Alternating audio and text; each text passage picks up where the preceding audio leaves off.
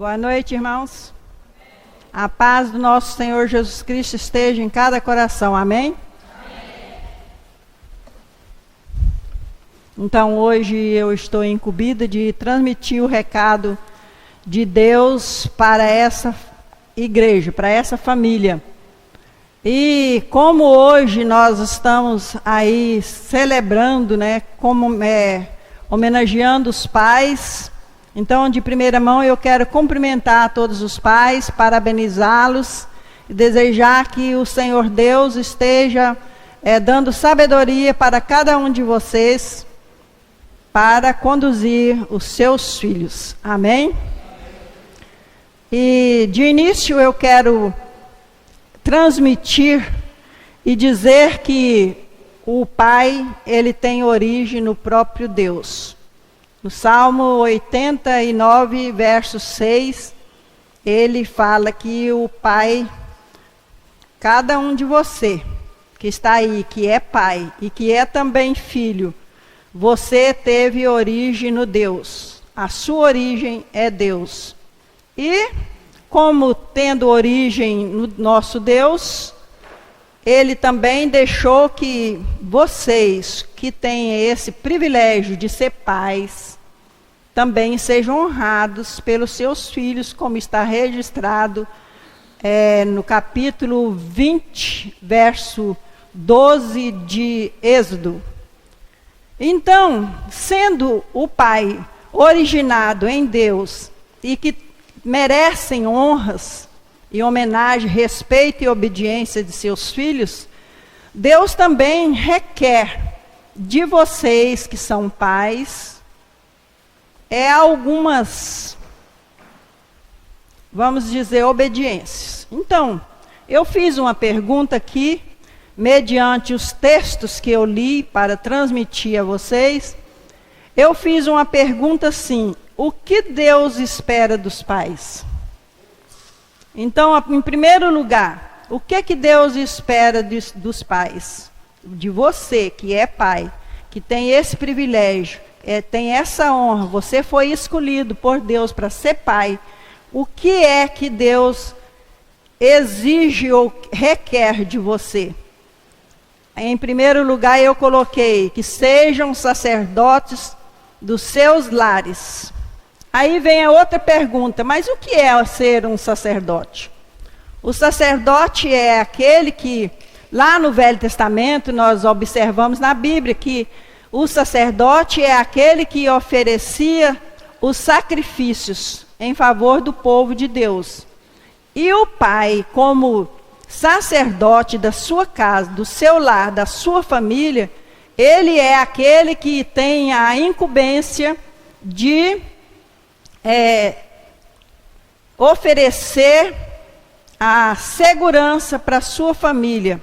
E essa segurança ele tem que buscar ela primeiramente em Deus, porque sem Deus ele não tem sabedoria, ele não tem condição para poder conduzir a família. Nós sabemos, nós mães, nós somos adjutora dos pais para conduzir a família, e nós sabemos que não é fácil.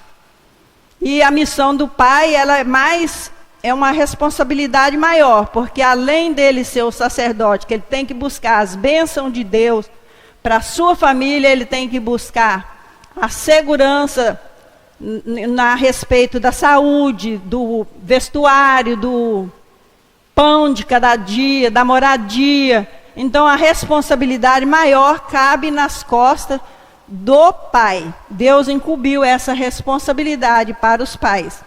Em segundo lugar, o que Deus requer dos pais?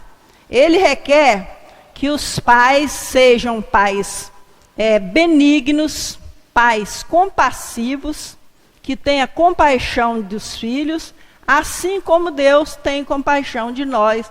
Os pais precisam de ter compaixão dos filhos. Os filhos devem honrar os seus pais para que seus dias se prolonguem na face da terra, e os pais precisam ter compaixão dos filhos, porque os filhos são difíceis. são bênção de Deus, são herança de Deus, mas em alguns momentos eles ficam meio difíceis. E nesse momento é que o pai tem que ter a compaixão, tem que ser compassivos com seus filhos, tem que ser benignos. Em terceiro lugar, eu coloquei, se vocês quiserem conferir, eu não estou conferindo porque depois é que eu vou ler um texto, para poder, lá dentro desse texto, vai encontrar todas essas explicações, essas falas que eu estou falando.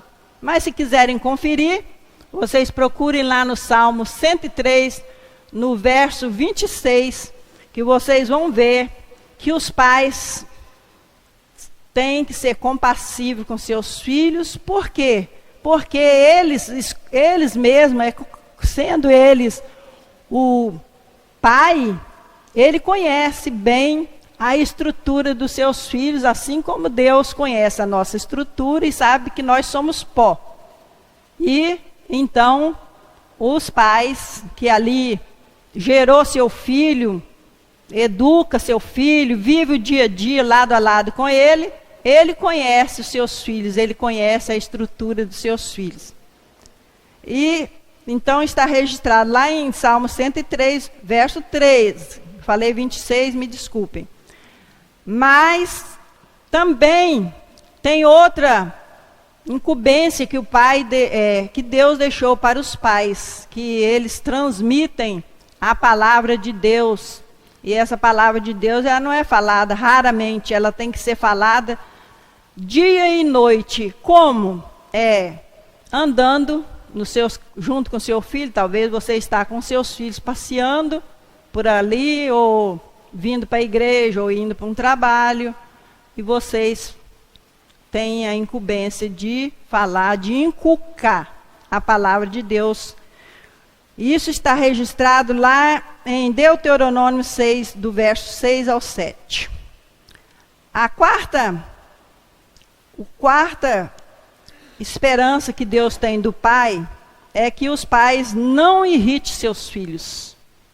Os pais não podem irritar os seus filhos. Muitas vezes a gente excede, né?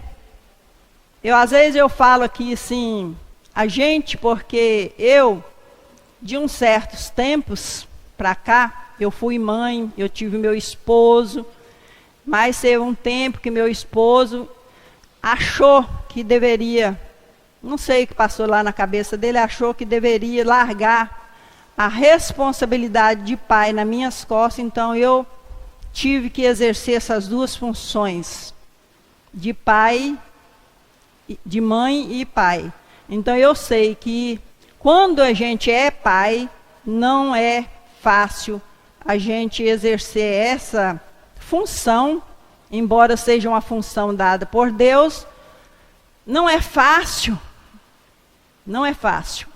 E para isso nós temos que depender muito de Deus.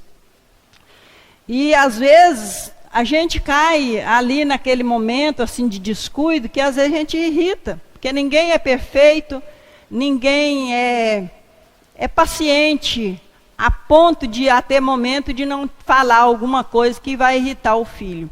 Mas Deus não permite. Dentro do padrão de Deus, os pais não podem irritar os seus filhos. Está registrado em Colossenses 3, no verso 21. Mas o pai, ele não podendo irritar seu filho, mas ele tem que ter o cuidado de que ele não pode deixar de corrigir os seus filhos. Por quê? Porque através da correção que você faz com seu filho, essa correção o filho vai adquirir sabedoria. Vai adquirir sabedoria e vai adquirir obediência. Então, embora ele não tenha o direito de irritar seus filhos, também ele não pode deixar de corrigir. Provérbios, capítulo 13, no verso 24. Salomão falando dentro dessas instruções para os pais, né? Na quinta requerência que Deus faz dos pais é que os pais sejam benignos, justos e perdoadores. Então o pai, ele tem, para estar dentro do padrão de Deus, ele precisa de ser benigno, porque ele é exemplo. Em todo tempo o pai é exemplo. Ele não pode exigir do filho aquilo que ele não é. Então, se ele não é bom, como que ele vai querer que seu filho seja bom?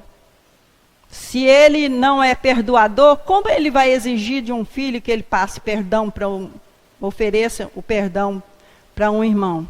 E se ele não é justo, como que ele vai querer que o seu filho seja justo? Então, esse é um dos padrões de Deus, que o pai seja benigno, e seja justo, e seja bom, e perdoador. O sexto e o último, que eu anotei, que os pais olhem sempre para o pai perfeito. Quem é o pai perfeito? Quem é o pai perfeito? Deus. Então, o pai, como ali o sacerdote do lar, ele não pode esquecer do pai perfeito, que é o pai que é Deus. E lá em Mateus 5, no verso 48, está registrada essa referência que o pai perfeito é Deus.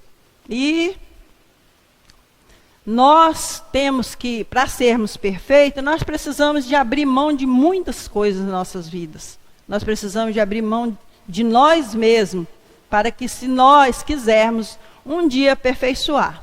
Esse abrir mão aqui vai muitas coisas. É perdoar, é amar, é conduzir.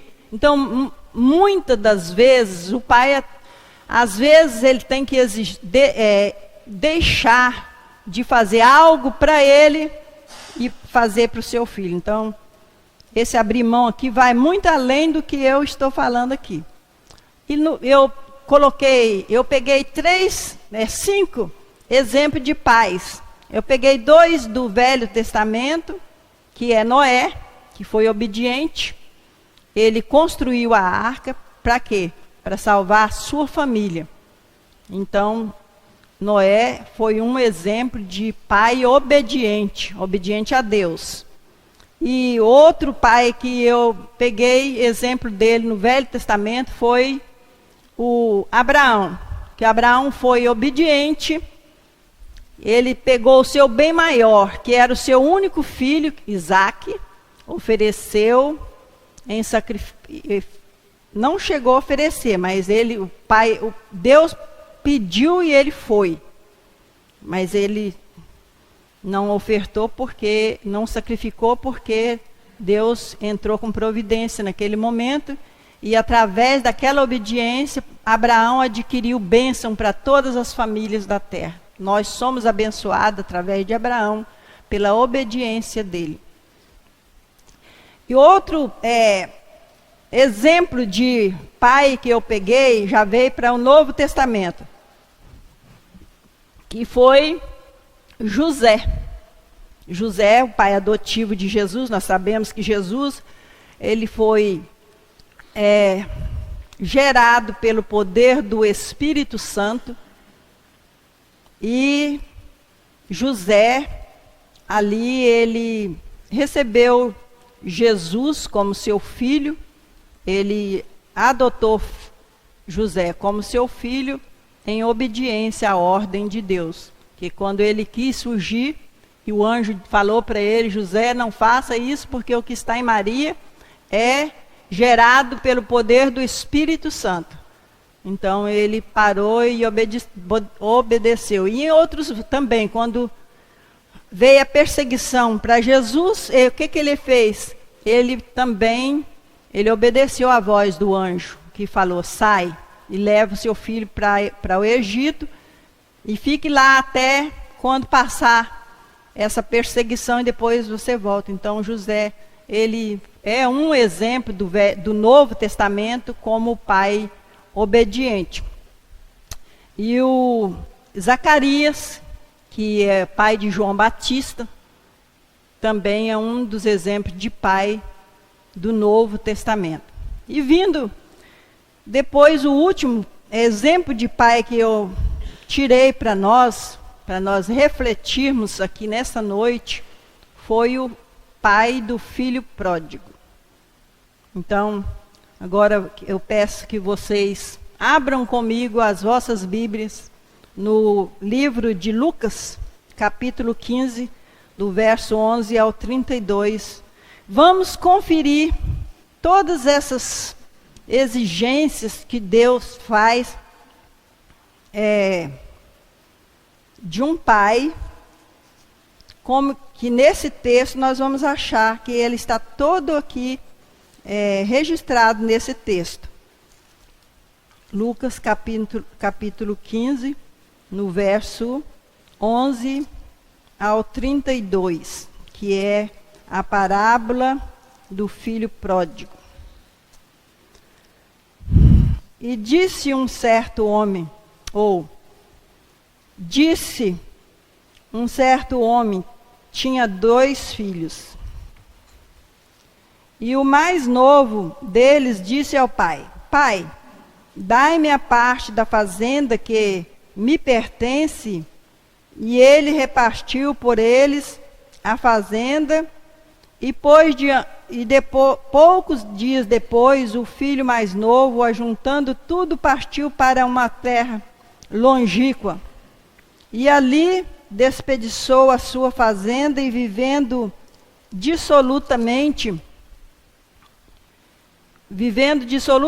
E havendo ele gastado tudo, houve naquela terra uma grande fome, e começou a padecer necessidade.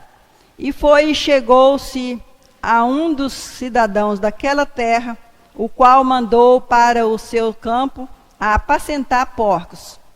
E desejava encher o seu estômago com as bolotas que os porcos comiam, e ninguém lhes dava nada. E caindo em si, disse: Quantos trabalhadores de meu pai têm abundância de pão, e eu aqui pereço de fome.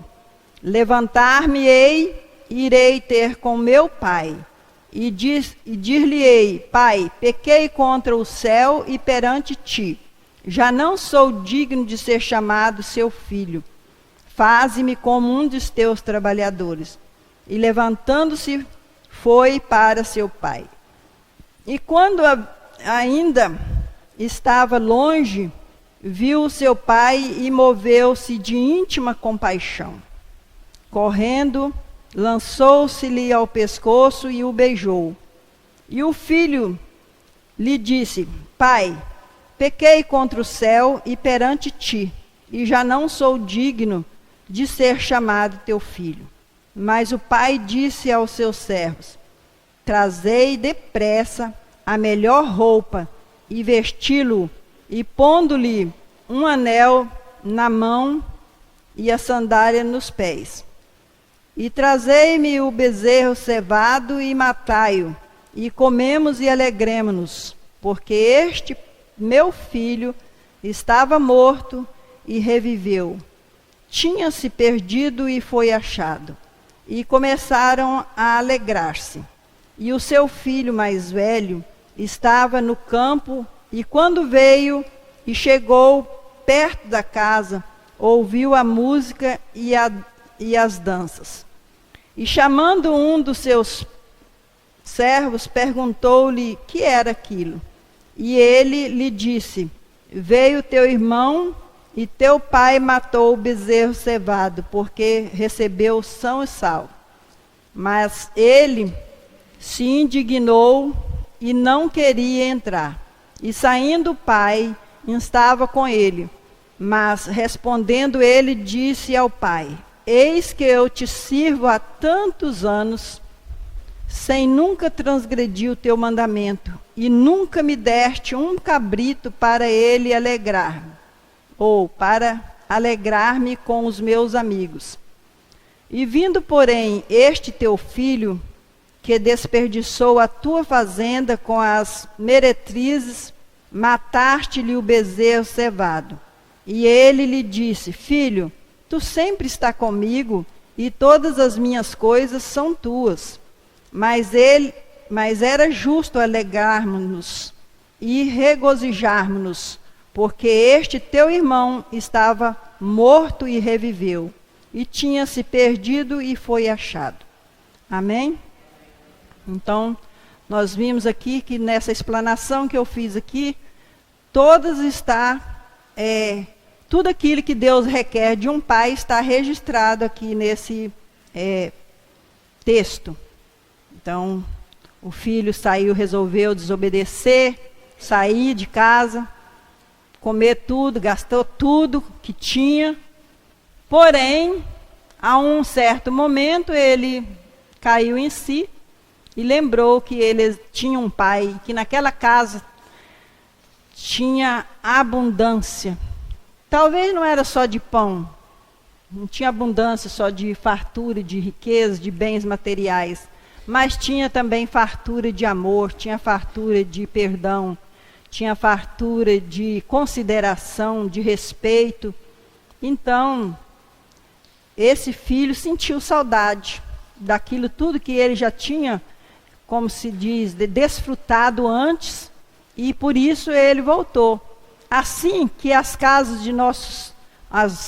dos pais têm que ter os filhos têm que ter saudade da casa dos pais.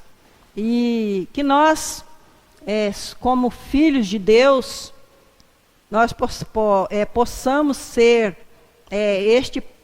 este pai que tenha amor a ponto de esquecer todas aquelas extravagâncias que seu filho fez, porque eu acho que, acredito sim, que um filho chegar para um pai e dizer, eu não quero mais ficar na sua casa, eu quero ir embora, me dá tudo, pegar aquilo tudo, ir para lá, para o mundo, fazer tudo, os deleites, né, da sua carne, aproveitou o máximo e depois ainda teve a coragem de voltar para a casa do pai, é porque ele tinha muita confiança neste pai.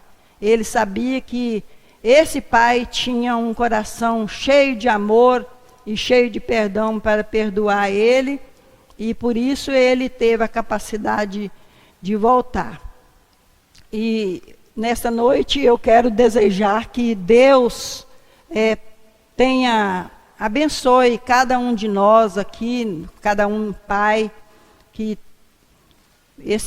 vocês possam cumprir as missões de vocês como pai e que assuma o sacerdócio do lar, que sejam pais perdoadores, pais que amam seus filhos, pai que tem o braço aberto para receber seu filho quando ele cair, porque os filhos estão sujeitos a cair, mas os pais têm que, o pai cristão, eu não estou falando para pai que não é cristão, porque o pai cristão ele tem que estar nesse padrão de estar para receber seus filhos, para perdoar seus filhos. O maior exemplo de pai é Deus, e o maior exemplo de filho é Jesus. Jesus, ele padeceu na cruz, ele obedeceu todas as determinações que estava determinada para ele passar, ele cumpriu a sua missão e obedeceu até a morte de cruz. Nós, como pais, vocês, como pais, vocês também um dia vão ter que comparecer diante do Senhor e apresentar ao Senhor os filhos que Deus colocou na sua responsabilidade. Lá em Hebreus 2:3 diz que nós vamos ter que comparecer diante do Deus e apresentar a Ele os filhos que Ele pôs na nossa responsabilidade para cuidar, para zelar, para amar, para perdoar, para corrigir, para não irritar. E também em Coríntios 16:13, ele fala ali que o pai ele tem que ser vigilante. Ele tem que ser vigilante, ele tem que ser forte e ele tem que ter fé. Tem que ser firme, sempre firme. Não olhar nem para a direita e nem para a esquerda, mas que ele precisa manter essa vigilância, ele precisa ter essa firmeza para que o seu filho olhe para ele e fale, eu vou querer ser um pai desse jeito, porque o meu pai transmitiu isso para mim. Até que nós possamos receber a volta de Jesus Cristo. Amém? Quero mais uma vez parabenizar todos os pais. Quero dizer que vocês são heróis, que vocês são bênção de Deus e que vocês possam sentir assim muito felizes por ser escolhido por Deus para conduzir seus filhos. Amém? Eu quero passar agora a palavra para o irmão Lucimar. Amém. Boa noite, irmãos. A paz do Senhor. Gostaria de saber quem são os irmãos que vai poder preparar a mesa ali nessa noite.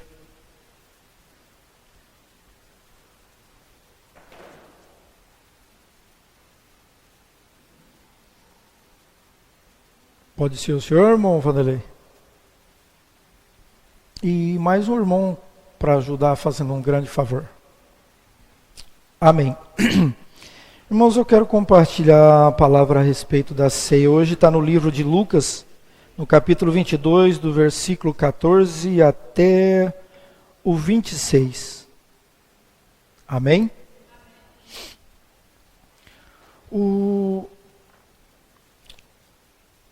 A palavra do Senhor, a hora que os irmãos tiver. Amém?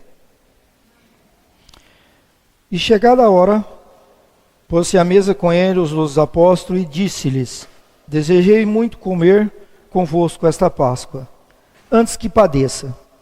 Porque vos digo que não comereis mais até que ela se cumpra no reino de Deus. E tomando o cálice e havendo dado graças, disse: Tomai e repartiu-o entre vós. Porque vos digo que já não beberei do fruto da vide, até que venha o reino de Deus. E tomando o pão e havendo dado graças, partiu-o e deu-o, dizendo: Isto é o meu corpo, porque vos é dado, fazei isto em memória de mim. Semelhantemente, tomou o cálice depois da ceia, dizendo: Este cálice é o novo testamento no meu sangue, que é derramado por vós. Mas eis que a mão do que me trai está comigo à mesa. E na verdade, o Filho do Homem vai segundo o que está determinado. Mas ai daquele homem porque a quem é traído. E começaram a perguntar entre si qual deles seria o que havia de fazer isso. E houve também entre eles contendas sobre qual deles parecia ser o maior. E ele lhe disse: Os reis dos gentios dominam sobre eles, e os que têm autoridade sobre eles são chamados benfeitores. Mas não serei vós assim. Antes o maior entre vós seja como o menor, e quem governa como quem serve. Eu quero fazer um comentário a respeito de duas coisas, de maior e menor, e governa e servir.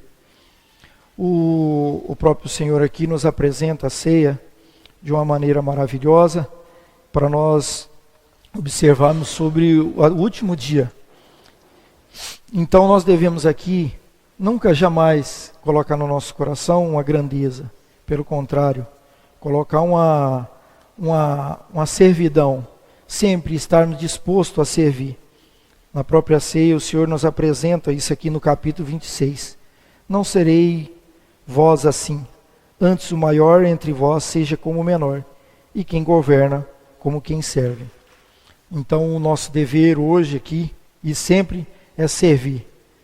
O Senhor apresenta a mesa para nós lembrarmos que sempre o Senhor está aí conosco, e foi Ele que deu a sua vida, e foi Ele que nos redimiu e nos salvou daquilo que estava guardado para nosso fim. Mas o Senhor nos restaurou através da sua morte e do seu sangue vertido na cruz, para nos dar uma oportunidade. Porque nós éramos gentios e não tínhamos oportunidade. Mas o Senhor, pela sua grande misericórdia, o próprio Deus enviou o seu Filho amado para morrer na cruz por nós e nos salvar da grande condenação. E hoje, pela tua graça, nós estamos aqui celebrando nessa noite a ceia do Senhor. E é algo maravilhoso para nós, porque nós podemos fazer isso. Porque um dia o Senhor lá na cruz, Ele padeceu, Ele foi humilhado e Ele pagou um grande preço pela minha vida e pela vida de cada irmão que está aqui hoje. Um preço de sangue para podermos sermos chamados de seu filho e herdeiros com Ele no trono de Deus. Amém? Nós vamos orar agora. Quero que, se os irmãos puderem se levantar, vamos fazer uma oração em agradecimento por tudo que o Senhor já tem feito por nós, pela essa semana maravilhosa que permitiu para algum de nós. Se nós pararmos para ver, nós tivemos batalha na igreja muito grande. A filha da irmã Sandra, o seu filho, hoje é sobrinha, né? Sobrinha da irmã também. Então o Senhor permitiu grandes lutas, mas nós tivemos grande vitória no nome de Jesus Cristo. Então acredito que hoje é um dia especial para a gente agradecer e ficar feliz, porque o Senhor, Ele com a sua mão forte, Ele nos permitiu passar essa grande luta. Amém? Amém. Senhor, graças te damos nessa noite pela tua palavra, porque o Senhor é um Deus fiel, misericordioso. O Senhor conservaste cada um de nós na tua mão. Te agradecemos pela ceia, te agradecemos pela palavra, ó Deus, que o Senhor permitiu a irmã compartilhar nessa noite. Para cada varão, cada pai de família, Senhor, aqui nessa noite, conserva-nos, Senhor. Conserva na tua presença, mesmo sabendo que nós somos falhos, o Senhor tem nos ajudado. Nos instrua, Deus, com sabedoria cada dia, viver mais e mais no teu querer. Nós te damos graça, nós te glorificamos, nós te rendemos, ó Deus, mais uma vez. Muito obrigado, Senhor. Muito obrigado porque o Senhor é zeloso para cada um de nós. Grande é o Senhor. Sabemos que alguns irmãos não estão aqui, mas o Senhor também vai de encontro, ser com eles nos seus lares, confortando seus corações, dando alegria, Senhor. Obrigado a Deus pela luta que passamos, pela semana, mas o Senhor nos fez vitorioso. Muito obrigado por essa noite. Muito obrigado, Senhor, pela semana que vai se iniciar. Que o Senhor possa, ó Deus, estar conosco, nos conduzindo, Senhor, com sabedoria na tua presença. Ó Deus, livrando-nos, ó Deus, do acidente, do homem mau, da mal conversação, Senhor, e nos dando, ó Deus, esperança em Ti a cada dia, porque a nossa confiança, Senhor, está em Ti. E é no nome de Jesus Cristo que eu te louvo e te bendigo o Teu nome nessa noite. Amém.